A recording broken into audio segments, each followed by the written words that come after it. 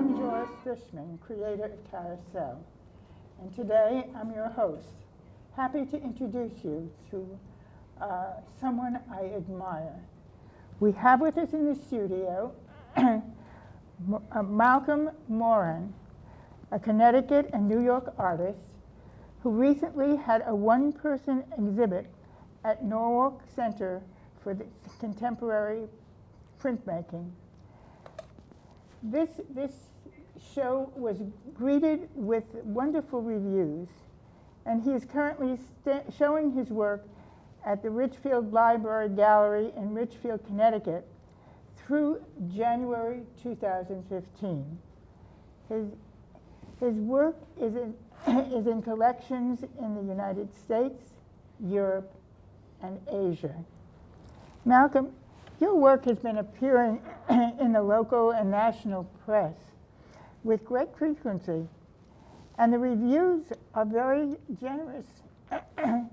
Your name is fairly new to many art followers in the region, but can you give us some background about this? Yeah, first of all, thank you for having me, Joyce. Yes, we moved to Connecticut, my wife and I and family, in about 10 years ago. Mm-hmm. And we moved from New Orleans, Louisiana, and I had lived originally in New Orleans, grew up in New Orleans, went to school in an art school and became a practicing artist, went to school in Rhode Island. And then we moved to New Orleans in 1985 when my father had died, when he passed away, and left a business. And at that time, there was no one else to run the business, and so I got the telephone call that somebody needed to do something.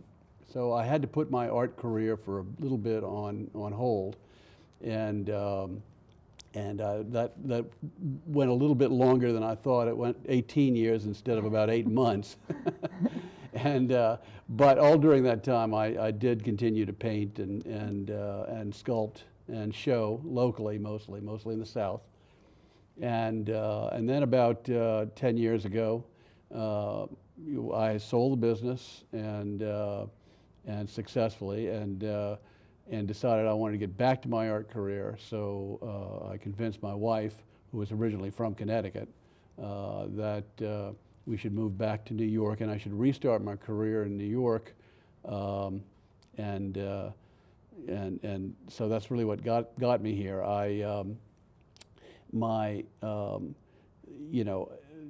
Truth be known, how we got to Connecticut is a whole other story, because I think my wife convinced me that Connecticut was very close to New York, and since she was from Connecticut and knew Connecticut, that this is where we were coming. So I bought into that, and here we are. And are you happy? I'm very happy. My family's happy. Very, very happy, and it's done all that I had hoped it would be, which was to restart my career full time, and back into the New York area, which is just full of art and energy, and it's working out very well. And it isn't very far away. It's not very far away, and it is I'm coming to learn. It's not so far away at all. Okay. And where are you and your family from? Well, we grew up in New Orleans. I grew up in New Orleans. As I said, my wife is from Greenwich, Connecticut, mm-hmm. where she grew up. And two of my children grew up in New Orleans. They were all born there. But we had a very wide divergence in my family. We have 4 children. 2 grew up most of their lives in New Orleans. The other 2 grew up half of their lives in Connecticut. So technically, I'm from New Orleans. I grew up there. I spent a good portion of my life there, and so that's where I'm from, and my wife is from here. Mm-hmm. So. What about your first relations? Well, my family settled down there, generations ago. I mean, mm-hmm. We've been there since I believe since the mid 1800s, early 1800s, and I've got French descendants and I've got Irish descendants. So it was my Irish descendants who began our family business, which was a printing business. And it started out as an office supply company and ended up being a printing and publishing business. And so by the time I took it over, I was the fourth generation Moran to run it.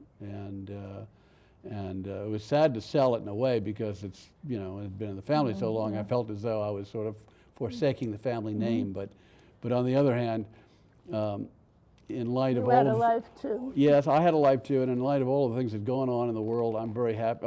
In digitally, I'm glad to be not in the printing business anymore. So, and I'm really glad to be back to my art full time. Well, it's always nice to be happy. It's always nice to be happy. What was your father like? Well, my father was, a bigger-than-life figure. He was a World War II veteran and a very, very successful entrepreneur who built the company that I ended up running into quite a large regional business. He was very good with his hands. He was a tinkerer. He was an engineer. He went to he graduated from Tulane and Harvard, which is one of the reasons why I was not really ever completely a local boy, because he had a broader vision than New Orleans, and encouraged me to broaden my vision as well. He was also loved to travel. He had his own little airplane, which he learned to learned to fly after World War II. He was not a pilot in the war. But he, for whatever reason, decided to get into flying after the war, and so he'd pile us all into his plane as little kids and fly us all over Latin America anyway, doing this and that and visiting this far off land and that far off land. So I spent a lot of time traveling in my early life, and that sort of set me on a course where I was looking at just a bigger world than the little world in front of me. What about your mom? My mother was a very curious person, so she sort of fit into the whole picture of traveling and of looking into and as being curious about the world at a very early age. So when a lot of kids were growing up in the 50s America and were doing American things, she was sort of encouraging us to fly off to Mexico and rummage through ruins and just explore the world. So I was exploring the world at a very early age and running into a lot of different kind of people, a lot of different cultures. A lot of... Tell us about your extended family. Well, my extended family were they were Irish and French. I have a French side of the family that came to New Orleans early in the 1800s, and like a lot of American families, they came because they were chased out of some other country or because somebody was giving them a hard time in other countries. They ended up leaving France and settling in New Orleans, and then my father's side was Irish, and we're not so sure how they got here or why, but like a lot of people, there's stories that they just stopped telling at some point. But so that's sort of how we got to New Orleans. But we lived there for many, many years, and my half of my family still are there. And I grew up in a very, a very affluent circumstance, but the world I lived in was, New Orleans is very different than the rest of the world because it's very mixed. It always has been. So there just are not the same feelings of rich and poor and this group and that group. They're there, but somehow they find a way at the end of the day to all get together. Not always happily, but they do get together, and it's a very mixed and a very vibrant culture. so my interaction with people has always been at a very close level, and I have a very hard time today living in a world where there's so much division of people trying to sort of define themselves as one group or another, because I spent my whole life trying to break down those barriers, and a lot of it shows up in my work. A lot of it shows up in my portraiture, because I really, particularly in my portraiture, I make an attempt to sort of break through, to get beyond just the face looking at me, and get into something a little bit deeper. So, like the glutton. like the glutton, the glutton is actually a picture that is right now hanging in the Ridgefield Library. The point is, if you ask me to make a portrait of you, you might not be so flattered by the time I finish with you, but I would strive to find the real Joyce Fishman. I would not. It might not be your idea of Joyce Fishman, but it would be a Joyce Fishman that I had concocted. I try not to do too many individual people with names, because you never know who you might insult if you do that. But I like to latch on to ideas like the glutton. So I painted a picture, and it looked like a guy who perhaps wanted more than he needed, and so that the title became The Glutton. And what did you like best about New Orleans? I mean, you started off telling us about the people and how they. Well, it was a very culturally diverse place. And it's also it's very un-American. It's very French. This point of view is, at the end of the day, it's very un-Connecticut-like. Sometimes you meet a person for lunch, you have lunch, and you're not exactly sure why you had lunch, but you enjoyed it a great deal. So, and you're not exactly sure what the point at the end of the day was. It's sort of one meal to the next, to the next, to the next, and that has its good points and its bad points. It makes for very nice living. A lot doesn't get done, unfortunately, but the New Orleanians don't seem to mind that, so. So it's okay. What training or culture did you have? Well, I grew up. My art started very early in life. I went to a school, fortunately, which appreciated art, had art programs. It was a private school in New Orleans. I had a wonderful art teacher who took me under her wing. The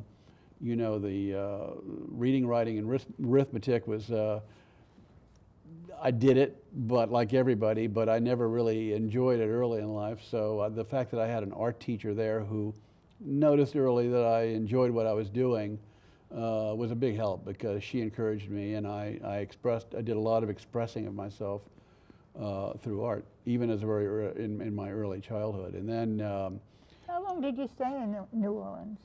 Well, I was there, I was in and out, because my father had this view that it could be dangerous to stay in New Orleans for any length of time. I was sent away to school early. When I was sent away when I was a seventh grader to New Hampshire, of all places. I had never seen snow or experienced temperatures below freezing. Wow. And the next thing I know, I was in the middle of New Hampshire, in the Green Mountains of New Hampshire, trying to survive. Then I was there, and I returned to New Orleans for a bit, and then I went away to college in Tennessee. I have two degrees, one from a regular 4-year degree in history, and so I love reading, and I love that aspect of life. But at some point I also was still continuing to draw and paint, and at that time, and decided to go and get a degree in art as well. So then I moved on to applied to the Rhode Island School of Design and was accepted. What about your travels to Latin America? Well, we traveled a great deal, and I've traveled literally every summer throughout my childhood. We went to we did a lot of looking at Mayan ruins and collecting Mayan artifacts. So I took a great appreciation in all things Mayan. I lived in Mexico for a little bit right after my first college stint, and I lived in Cuernavaca, Mexico, and I lived right in my apartment. I actually rented an apartment from Helen Hayes, the actress, and it backed up to the studio of Siqueiros, who was a very big and well-known Latin American muralist. And I used to hear him hammering every morning. He used to wake me up at 5 o'clock because he was hammering. And so there was that, and we just went down every summer, and it had a very big influence on my view of life and on my view of art, because I've always admired the Mayan and indigenous art that came out of Mexico. What about European travels? Well, we went to Europe several times. I mean, it was not like my Latin American travels, but one of the things that we did was we traveled as a family, and my father rented a Volkswagen bus, and we traveled all over France and parts of Italy. And one of the things that left a very big impression on me was my mother, for whatever reason, knew that the cave drawings in Lascaux were on the verge of closing to the public, and so she insisted we go to see these cave drawings, which have not been opened in years. And so I got to see, Paleolithic cave drawings, a foot from my nose, which was an experience that I'll never really forget, because they're remarkable. They were drawn 50,000 years ago by other artists, and they really just spoke to me. I saw these drawings, and one of the artists even put his handprint up on the as sort of a signature for the picture he had drawn on the cave wall, and it spoke to me very loudly.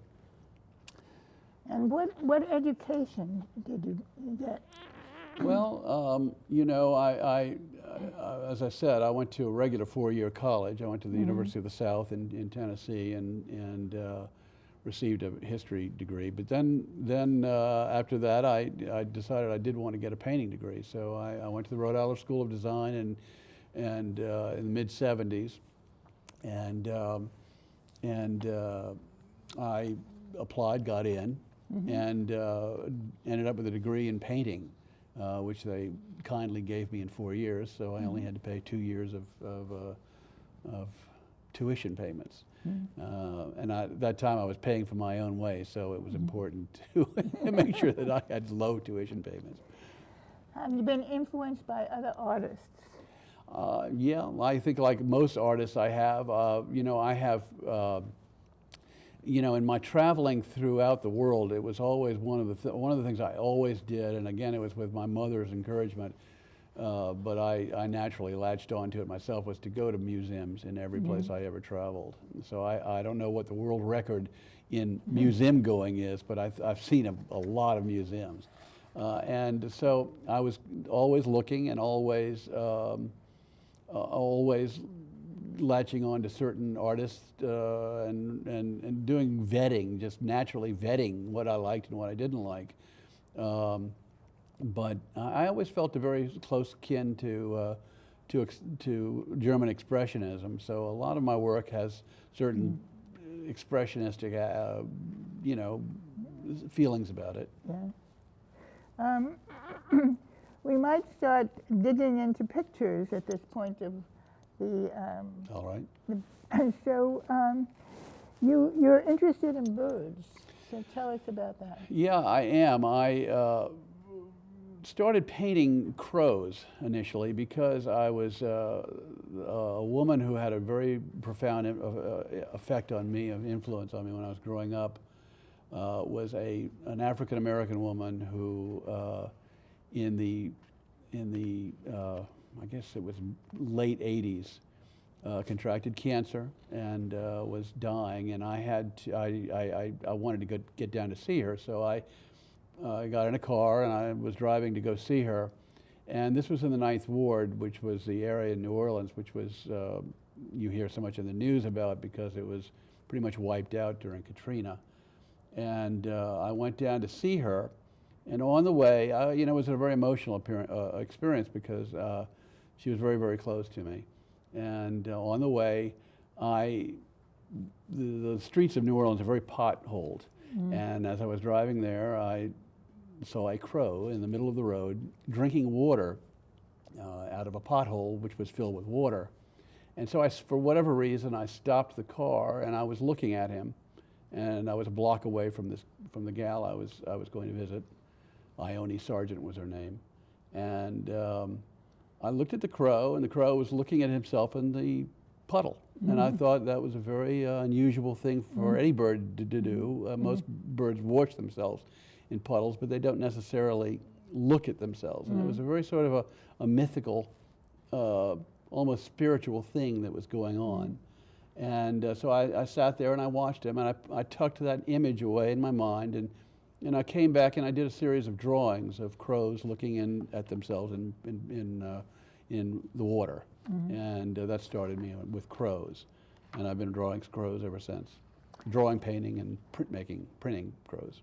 What other birds or animals? Well, I'm not particular. Other than crows, I'm not particular to any one bird. But I do use the bird image a lot, and a lot of my work is sort of it gets evoked from my unconscious, and I don't always know exactly where they're coming from. How do you feel about horses? Well, it's the same thing with horses. Again, it started with a story. I had a horse run away with me in a desert in Mexico, and I'm probably lucky that I'm here. He ran away with me, and it was a long trip. I was about 11 years old. Don't exactly remember what transpired, but he probably ran a mile with people chasing after me, looking for me, and eventually he stopped. I still was hanging on, and it just, again, it left a very deep experience, a very deep, profound sense that there was something to it that I needed to draw. And it was an image, it was a metaphor. It may be a metaphor for something else, but it was always a very powerful picture to me in my head. And so it was a theme that I picked up on, and I've been painting horses pretty much ever since. The horses have meant different things at different times. The metaphor of horse means something different every time I draw one, but that's how I got started with them. How about goats? It's another story. I was in Greece, in Corfu, and walking down the street, and I noticed a very unusual looking Greek local in Corfu talking to a goat. And I thought that was an unusual thing to do. I'm sure Greeks have done other more unusual things than that. But I watched him talk to the goat for a bit. And it was another image that I just tucked away in my mind that I couldn't get out of my mind. So I started drawing goats. Goats are, if you've ever looked at a goat, they're all different. They're like people that way. Every goat is different than every other goat. You could name them and remember their names because they're all very, very particular to themselves. So as a metaphor, they've always reminded me of people. And the other thing is they've always been very poorly treated in mythical and in biblical and in Old Testament writings. Goats are in mythology generally considered to be bad things. And that always upset me because I don't think of goats as bad things at all. I actually am attracted to them. So, We have about 3 minutes left in Okay. this program, so how do you want to end it?